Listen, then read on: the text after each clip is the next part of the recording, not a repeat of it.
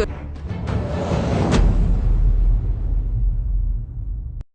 Интернет предатори. Така полицијата ги нарекува лицата кои демнат малолетници на социјалните мрежи.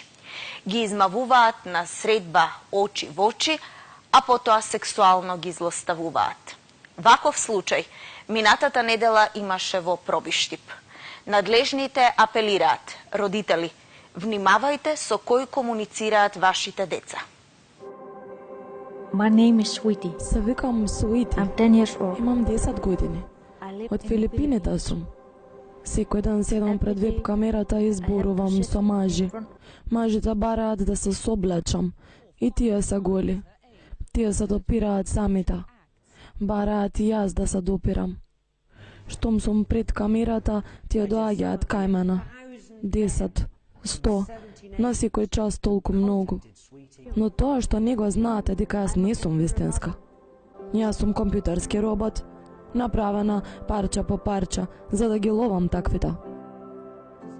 750.000 педофили беа уловени преку Свити, виртуелното девојче, креирано од белгиски невладини организации за заштита на човековите права. Со помош на Свити пред 4 години, полицијата идентификува педофили во 65 земји, а нивните податоци беа доставени до Интерпол. Од земјите од регионот беа фатени 2 педофили од Хрватска и 2 од Босна. Но дека Свити не е само филм, туку сурова реалност од нашето секојдневие не потсети последниот грозоморен случај во Пробиштип, минатата недела, кога 11-годишно девојче беше жртва на 25-годишен педофил.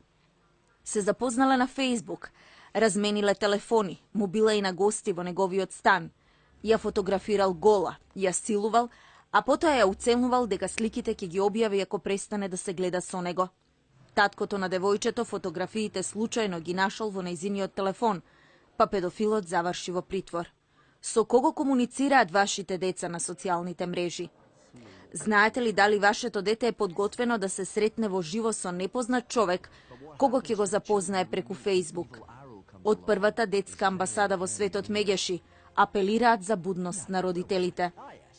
Ова е случај кога несомнено, тоест очигледно, педофилскиот интерес на педофилот прераснал во педофилско расстройство и за жал ова сексуална злоупотреба на дете под 14 години не може поинаку да се третира освен тешко кривично дело, каде што на овој сторител треба да му се досуди највисоката можна казна.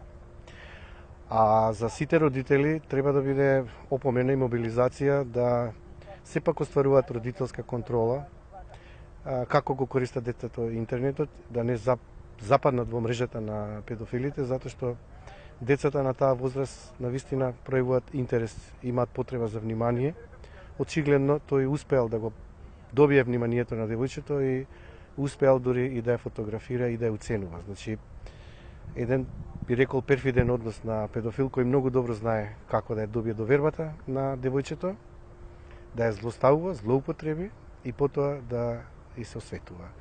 Морам да кажам дека современите комуникацијски системи се полезни за децата да учат, да знаат, да стекнуваат вештини знаења, но мора да се внимава како се користат, затоа што педофилите знаат да добијат и лажен идентитет, да се представат дека се на нивна возраст, да дури организираат состаноци на одредено место каде што девојчето ќе биде охрабрено да се сретне, а потоа да бидат киднапирани, грабнати и силувани. Македонската полиција има застрашувачки бројки за сексуална злоупотреба на деца помали од 14 години. Според извештајот на Бирото за јавна безбедност во 2016 за делата полов напад врз дете кое не наполнило 14 години пријавени се 30 кривични дела, во 2015 година кога биле пријавени 40 кривични дела. Прикажување на порнографски материјал на дете бележи двојно зголемување лани, односно пријавени се 8 случаја, додека во 2015 само 3. Во периодот од јануари до септември годинава полицијата детектирала 23 кривични дела поврзани со педофилија, а осомничени се 24 лица. Најголем број од нив извршиле полов напад на дете помало од 14 години. Децата се оттуѓени, осамени, многу често поради тоа што нема недостаток на комуникација, внимание и во семејството, и во училиштето, и со своите другарчиња. Лесно се прелажуваат да влезат во еден виртуелна комуникација со непознато лице, кое ќе им го посвети целото внимание кој го имаат децата и на тој начин, како што нагласив, ќе ја злоупотреба довербата која детето ја дало. Морам да нагласам дека навистина ова се типични примери каде што педофилот не само што го ја стекнал довербата, туку ја уценува детето жртва и за среќа во овој случај таткото открил во телефонот на девојчето каква содржина има, каква фотографија и се охрабрил. И навистина е вредно за почит и ги охрабрувам сите родители и деца да не молчат за насилството, затоа што само на тој начин може да ја стесниме мрежата на педофилските злоставувачи кои ги користат сите форми на злоставување, злоупотреба и силување на деца, вклучувајќи го и интернетот. Децата мора на првите симптоми на несоодветно однесување, комуникација со непознат, независно дали знаат дали е возрастен или не, да дојават на своите најблиски на кои има доверба, па дури може да дојават до оделението за компјутерски криминал при Министерството за внатрешни работи или да се јават на SOS телефонот за деца и млади при првата детска амбасада во светот Мегеши, затоа што имаат потреба некој да ги слушне за сомнежот кој го има децата за комуникацијата која стварува педофилот преку интернет и преку социјалните мрежи. Мегеши изминатиот период вложи големи заложби за зголемување на казните за педофилите и покрај противењето на некои невладини организации и самопрогласени борци за човекови права. Знаеме дека не може секогаш со санкции да се решаваат превентивно рецидивизмот и повторништвото. Но некогаш кога немаме соодветни мерки за превенција на рецидивизам и повторништво, кога децата се жртви на сексуалните состорници, педофили, мислиме дека високите казни затвор од 14 години нагоре се навистина превенција, ако ништо друго во тој временски период тој педофил ќе биде на одредено место сместен.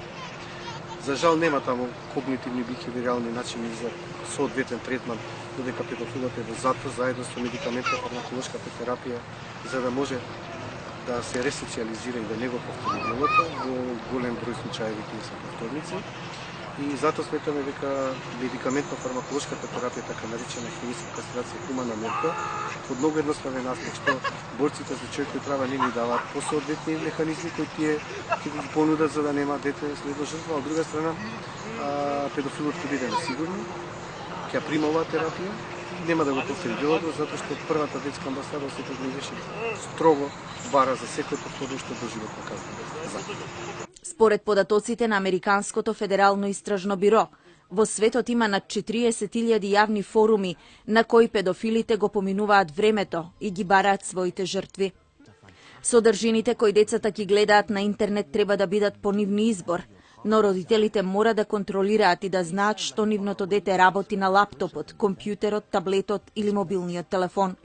Детето не треба да се ограничува, но мора да се научи на здрави и полезни примери како да го користи интернетот и модерната технологија. Ако не сте сигурни како треба да постапите, обратете им се на оние кои ќе ви помогнат да осознаете повеќе и подобро да го заштитите своето дете.